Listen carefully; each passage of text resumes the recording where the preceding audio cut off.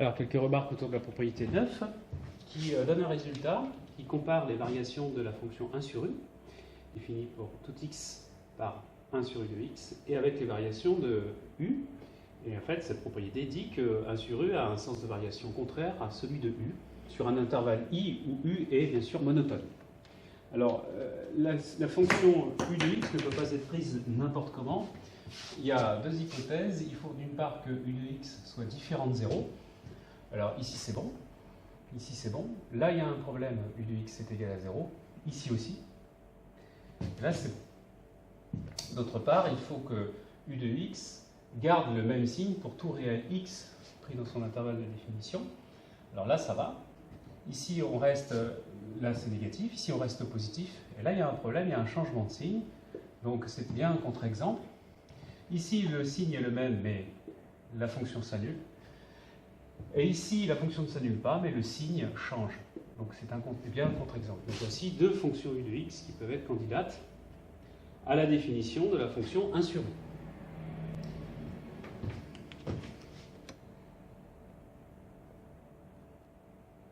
Alors pour démontrer ce résultat, on va supposer par exemple la fonction u de x qui est négative.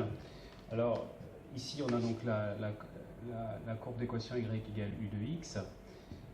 Et on va pouvoir construire la fonction 1 sur u en prenant par exemple x dans l'intervalle de définition i. Alors l'intervalle i ici, voilà, on va dire que on va prendre cet intervalle-là. On voit ici que dans notre exemple, là la fonction est décroissante et là croissante. Ici vous avez la valeur de u de x. Et lorsque et là c'est moins 2, donc 1 sur u va être égal à moins 1,5. Et donc voici 1 sur u de x. Et on peut construire comme ça, alors c'est pas le but aujourd'hui, mais on peut construire comme ça la courbe 1 sur u de x qui va donner quelque chose comme ça. Alors, on a des variations qui sont complètement contraires. Et la démonstration, et comme on l'a fait précédemment, on prend deux réels a et b, avec par exemple a inférieur à b. La monotonie ici croissante, la croissance de u, la monotonie nous donne que u de a est lui aussi inférieur à u de b.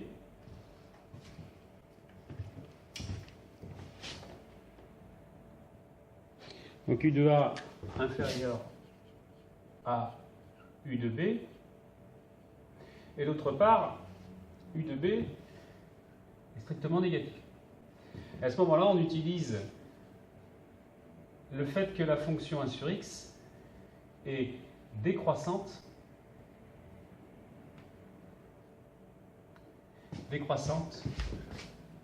sur l'intervalle. Donc ici, l'intervalle qui nous intéresse, c'est moins l'infini, 0. Et dans le cas où u de x aurait été positif, on aurait utilisé la décroissance toujours de 1 sur x, mais sur l'intervalle 0 plus l'infini. Donc l'intervalle 0 plus l'infini dont on parle correspond aux valeurs prises par u. Et donc, on a bien 1 sur u de a qui va être cette fois-ci supérieur à 1 sur u de b. Puisqu'on était parti de a plus petit que b, on se retrouve avec 1 sur u de a, c'est-à-dire 1 sur u de a, plus grand qu'un sur u de b, donc la fonction 1 sur u est décroissante, avec on avait supposé que u était croissante.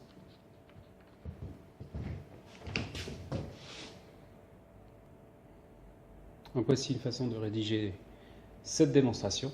Avec alors la démonstration, là, dans cette rédaction, on suppose que U est décroissante. Alors on va laisser le schéma ici avec la croissance, et je vous laisse donc regarder la démonstration. En partant de U décroissant, on démontre que 1 sur U est croissante sur U.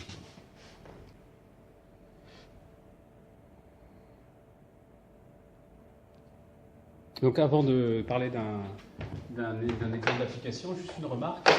Pourquoi précise-t-on que u de x doit garder un même signe? Alors on va prendre un contre-exemple. Je vous présente donc dans le rôle de u de x la fonction l'identité qui à tout x associe x, elle est très simple. C'est une droite qui passe par 0 de coefficient directeur 1. Elle est ici en vert. Et alors justement, elle ne garde pas un signe constant. Et on définit, alors si on ne fait pas attention, on va définir, elle est définie sur l'infini plus l'infini, on va définir la fonction 1 sur x, elle sera définie sur 0, point l'infini 0, 0 plus l'infini, la réunion de ces deux intervalles. Et si l'on prend deux réels, voilà, un raisonnement à l'emporte-pièce, A inférieur à B, on a 1 sur A qui est inférieur à 1 sur B, et donc on pourrait croire que 1 sur U serait décroissante, alors que l'on avait U, 1 sur A plus petit qu'1 sur B, la fonction 1 sur U, on pourrait croire qu'elle est croissante, alors que l'on avait U croissante. Ce qui contredit complètement le théorème. Et on voit bien que 1 sur U est décroissante.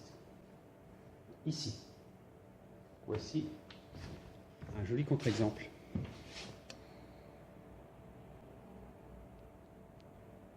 Alors voici un exemple d'utilisation de la propriété 9.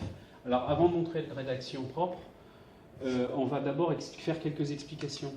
Alors on a une fonction h de x qui est égale à x plus 3, et on définit cette fonction qui à tout x associe 1 sur x plus 3. Donc ça, c'est une fonction qui est sous la forme 1 sur h. Donc on va utiliser la propriété 9 que l'on vient de voir.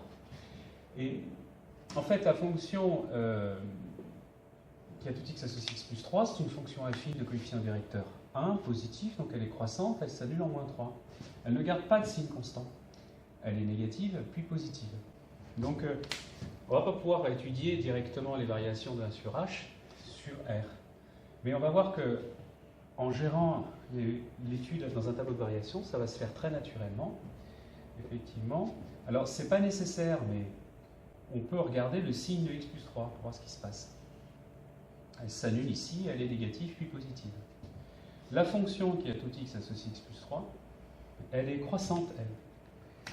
Elle est croissante, ici de moins l'infini, à plus l'infini. Mais elle s'annule en moins 3. Et la fonction qui a tout x associe 1 sur x plus 3, alors elle n'est pas définie en moins 3. Et donc on va très naturellement définir deux intervalles, moins l'infini, moins 3 ouvert, et moins 3 ouvert plus l'infini, sur lequel on va pouvoir affirmer que la fonction 1 sur h est ici décroissante, ici décroissante.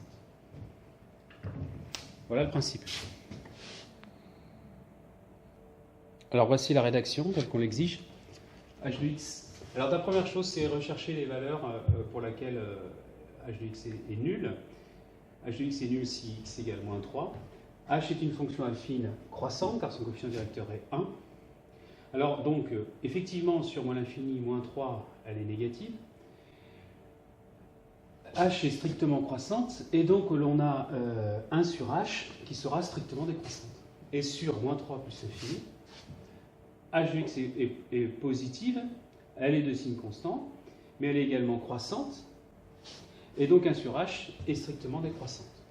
En fait, ce résultat-là va s'exprimer tout naturellement dans un tableau de variation. Le tableau de variation est une bonne façon de faire une synthèse de cet exercice, où on va mettre les variations de h, la fonction affine, et les variations de 1 sur h.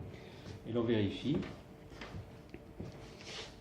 Ici en bas, on a tracé la fonction h à l'aide d'un logiciel de géométrie. On vérifie. Ce résultat, la décroissance de h et la décroissance de h sur ces deux intervalles, moins l'infini, moins 3 plus l'infini.